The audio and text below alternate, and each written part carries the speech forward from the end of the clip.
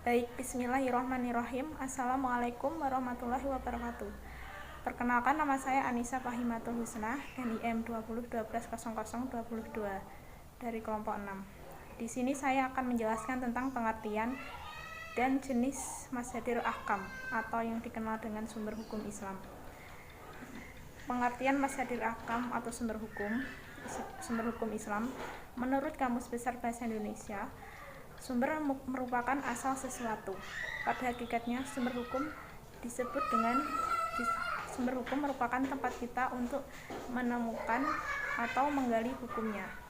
Sumber hukum Islam lebih sering disebut dengan dalil pokok ataupun dasar hukum Islam.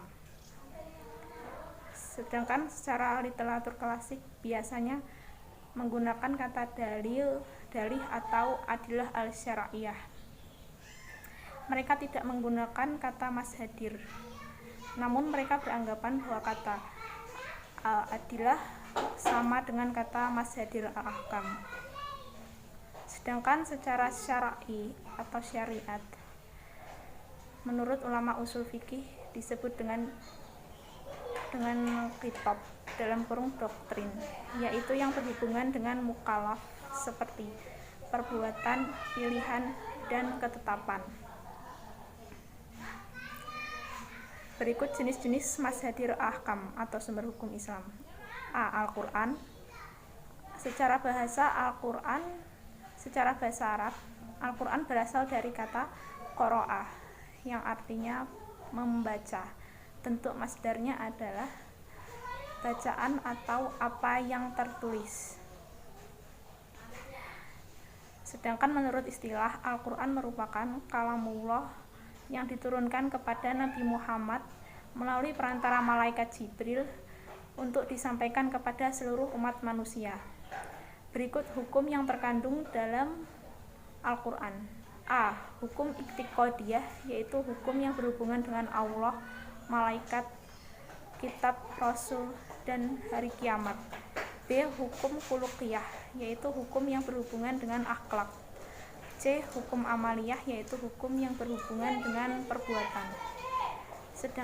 Sedangkan as-sunnah, secara bahasa as-sunnah berarti cara yang dibiasakan atau cara yang terpuji.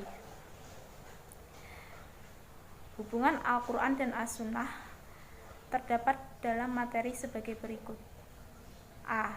Muqayyad, yaitu berfungsi untuk mempertegas Al-Quran yang telah diperkuat dengan as-sunnah, seperti contoh yaitu sholat dan zakat. B. Bayan, berfungsi untuk menjelaskan ayat Al-Quran yang belum jelas atau kurang jelas. 3. Berikut sumber hukum Islam beserta urutannya. Pertama, Al-Quran. Kedua, as-sunnah. Ketiga, ijma'. Keempat, qiyas. Sekian, terima kasih. Kurang lebihnya saya minta maaf. Untuk materi yang selanjutnya akan disampaikan oleh rekan saya. Wabillahi taufik wal hidayah wa ridho wa inayah. Wassalamualaikum warahmatullahi wabarakatuh. Melanjutkan penjelasan dari yang sebelumnya, saya akan menjelaskan tentang Al-Quran. Yang pertama yaitu pengertian Al-Quran. Kata Al-Quran menurut bahasa mempunyai arti yang bermacam-macam. Salah satunya adalah bacaan atau sesuatu yang harus dibaca atau dipelajari. Pengertian Al-Quran secara istilah yaitu wahyu yang diturunkan oleh Allah kepada Nabi Muhammad melalui perantara malaikat Jibril dengan bahasa Arab sebagai mukjizat Nabi Muhammad yang diturunkan secara mutawatir untuk dijadikan petunjuk dan pedoman hidup bagi setiap umat Islam yang ada di muka bumi. Yang kedua yaitu kehujahan Al-Quran. Dalil Al-Quran adalah hujah bagi umat manusia dan hukum-hukumnya merupakan undang-undang yang wajib mereka ikuti. Al-Quran dari sisi Allah dan disampaikan kepada mereka melalui cara yang pasti atau qat'i.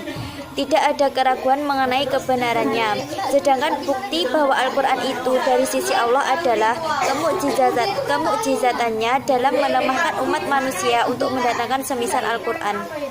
Kedudukan Al-Quran sebagai sumber pertama berarti bila seseorang ingin menemukan hukum suatu kejadian, maka tindakan pertama ia harus mencari jawab penyelesaiannya dari Al-Quran, dan selama hukumnya dapat diselesaikan dengan Al-Quran, maka ia tidak boleh mencari jawaban lain di luar Al-Quran. Kedudukan sebagai sumber utama atau pokok berarti bahwa ia menjadi sumber dari segala sumber hukum. Yang ketiga yaitu peran Al-Quran dalam pembentukan hukum, yaitu ada 3: ijmali atau global, tafsili atau terperinci, dan isyarat. Yang pertama yaitu ijmali atau global, yaitu penjelasan Al-Quran bersifat umum, sedangkan sunnah Nabi yang nantinya akan menjelaskan lebih mendetail, sebagaimana perintah mendirikan sholat, membayar zakat, dan penjelasan lafaz yang tidak jelas secara makna. Yang kedua yaitu tafsili atau terperinci. Al-Quran memaparkan hukum secara terperinci dan disertai penjelasan yang mendetail. Adapun sunnah Nabi menjadi penguat bagi penjelasan Al-Quran tersebut. Contohnya yaitu hukum waris, tata cara dan hitungan dalam tolak, mahram atau orang yang haram untuk dinikahi, tata cara li'an atau saling melaknat antara suami dan istri, dan penetapan hukuman dalam kasus pidana hudud. Yang ketiga yaitu isyarah atau isyarat. Penjelasan Al-Quran hanya sebatas pokok hukum, baik secara isyarat maupun secara ungkapan langsung. Adapun sunnah Nabi memberikan penjelasan hukum yang terkandung dalam pokok bahasan tersebut secara terperinci. Contohnya yaitu hukuman yang berlaku pada budak atau hamba sahaya yang melakukan zina, yaitu setahun.